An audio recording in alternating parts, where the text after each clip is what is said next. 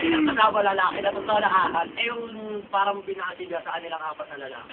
Pupulin na lang natin yung kanyan, para hindi na umalit yung ano, yung gandol. Yung kamandag. Kamandag. Kulit sinutol talaga. Kita-kita mo, kasi may dala nga silang kama. Sinutol talaga yung dito. Eh, hindi na rin niya. Parang ano rin, naghihinalo na lang sa siya. Iniwan na lang nila. Iniwan na lang nila doon. Hindi diretso na silang lupa. Tigas naman nun, pinutol yung paa.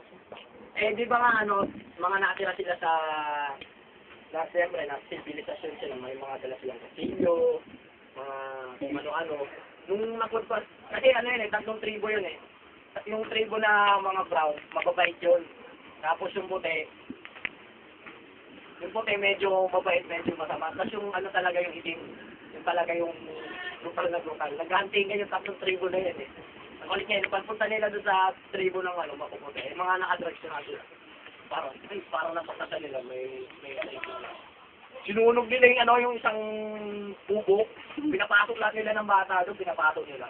Tapos ang iniwan lang nila sa labas, mga babae. Babae at lalaki rin. Eh, ang natatakot din yung mga tribo kasi may dala nga silang mga kasilyo, lighter. Natatakot sila ng ganun. Yung sinunog nila. May picture. Ay, hindi nagkukwento siya eh. Hindi ko yun nakikita. Tapos? Ayun na, tapos. Nung pinapasok na, sinunog talaga nila yung ano, isang kubo. Nakiiyakan yung ano, walang magawa kasi nga may mga kasilyo sila. So, yun na, talaga nabibigyan sa po talaga na susunog. Tapos, eh, yung dalawa doon, di ba, may kasama silang babae. Boyfriend sa yung mga natiro doon sa tribo, napesto nila doon siya, parang sa akin ba yun. Tapos, yung isang kubo, na parang si Adira, tinuruan nila mag-sex.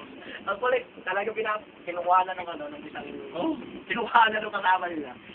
Talaga sila, tapos pinapakita nila doon sa mga natira. Di tapos na sila doon, parang nagsawa na sila. Iniwanan na nila yun. Tapos napunta naman sila doon, nung nandun na sila sa gubat, nagtatago sila kasi nung medyo nahalata nila, parang nagkaago doon. Yung mga ano, puting tribo, hinahanting yung mga itim, nagtatago sa ano, nagtatago yung mga puti sa ibabaw ng ano, ng matataas na puso. Ginagawa ng mga itim, kuha sila ng mga tuling tao. Sunog. Hindi na ginagawa nila. Pausukan nila, tapos makikita mo talaga nalalagot. Kasi nahihilo, di ba, na Natutokit yun eh. nalalagay. Nahulog. Pag nahulog, Pag nahulog, may ang kulit ng ano, yung aromas ng mga itim, may kahoy ng ganyan, tapos may bato sa dulo. Guling yung mga yung babae na hulog nila. Ano, tinakawin talaga yung dito. Ano ginagawa para bumiyak? O parang bumiyak. Pag nung biyak na, tinitikman nila yung mga ano, mga bituka. Kasi, totoo talaga yun. May namatay sa mga turista, di ba? Ano yun, nung time na doon na sila pumunta sa ano, kasi nung nasa ilog sila, may dalawa kasi doon, may nakita silang ano, kasi doon sa itim na tribo, may buntis na babae doon. Ang ginawa nung lalaki, ano, dinukot niya talaga doon sa ano, hindi pa dapat makanganak, dinukot niya talaga doon. Yung pisos, dinukot ang ganyan, tapos initingnan niya sa lupa. Iniwanan nila yung baba, iniwanan niya yung baba. Ay, hindi. Nung bago niya, nakalimutan ko pala eh. Binalik eh. Kasi iba nga tinanggal niya ng pitos. Parang bawal kasi sa kanila yung buntis. Nilibing niya ng pitos, ginawa nung lalaki, kumuha siya ng kahoy na ganyan. Pinuwong dito na. Tapos nakabinibig siya. Nung umalis na yung lalaki, doon sa itim na tribo, talagang totoo. Kasi totoo talaga eh.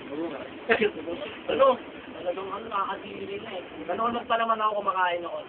Yung sa akin naman, pinapanood ko naman na gano'n, at monthly nung dalawang classmates sa akin pa ako.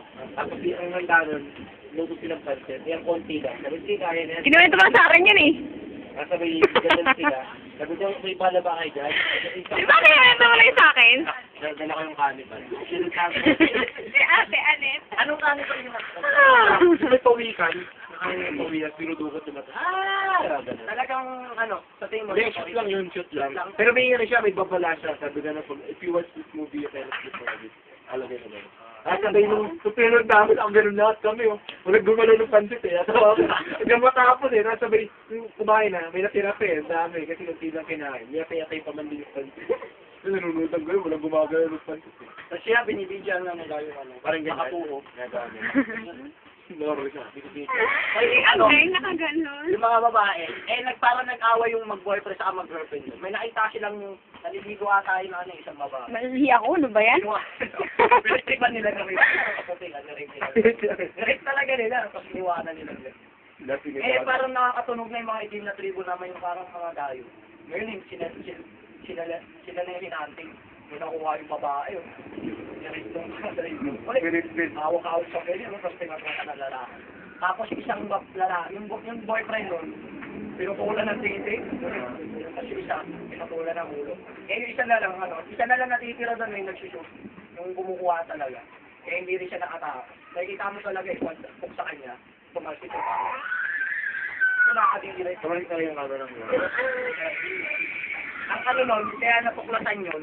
Kasi nga, kasi sila, parang project nila yun na mag-explore sila.